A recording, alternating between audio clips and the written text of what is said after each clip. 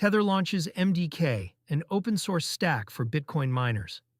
Tether has released MDK, an open-source infrastructure layer aimed at Bitcoin miners. The company announced the launch on April 27, 2026, framing the project as a way to give miners direct control over the hardware and software they currently inherit from a small group of manufacturers and pool operators. The release lands in a market where Bitcoin trades at $77.738, down 0.2% on the day and up 3.3% on the week, according to live CoinMarketCap data as of April 27, 2026. Fear and greed sits at 44, neutral. The price tape is quiet, but the structural story under the hood is not. What MDK actually is, MDK is described as an open-source infrastructure layer, not a mining pool, not a firmware fork in isolation, and not a hosted service.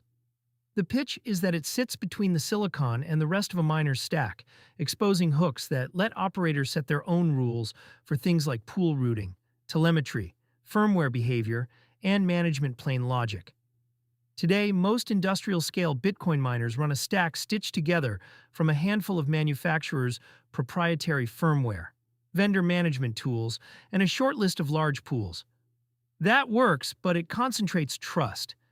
If a manufacturer ships a buggy update or a pool censors transactions, individual operators have limited recourse without ripping out parts of the stack. The Tether framing is that an open layer cuts that dependency. Miners can audit it, patch it, and route around components they no longer trust. Why a stablecoin issuer is in mining. Tether is best known as the issuer of USDT, the largest stablecoin by market capitalization. The mining angle is not a new pivot.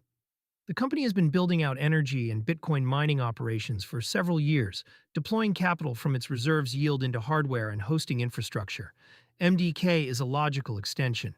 If you operate mining yourself, you have a direct interest in tooling that is not gated by another vendor's roadmap.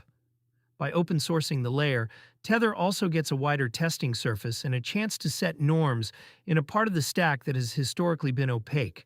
There is a reputational angle, too.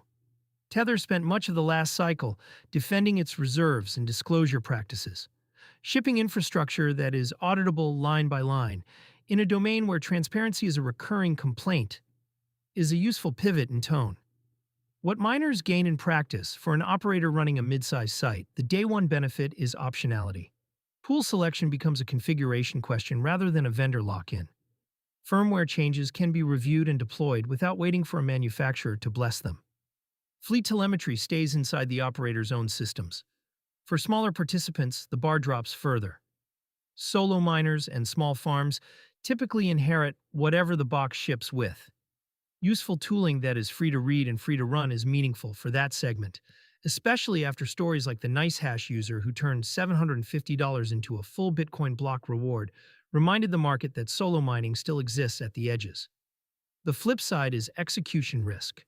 Open-source infrastructure only matters when it is actually deployed at scale and maintained over years. Tether will need contributors and reviewers from outside its own payroll if MDK is going to function as neutral plumbing, rather than a single vendor project with an open license attached.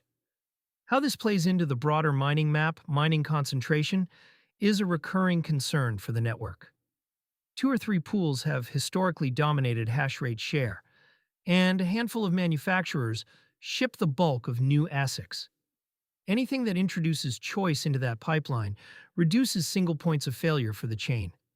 It also lands at a moment when mining narratives are colliding with policy. The US military recently framed running a Bitcoin node as a form of power projection against China, and Hong Kong is lining up a 10,000 BTC-regulated capital pool.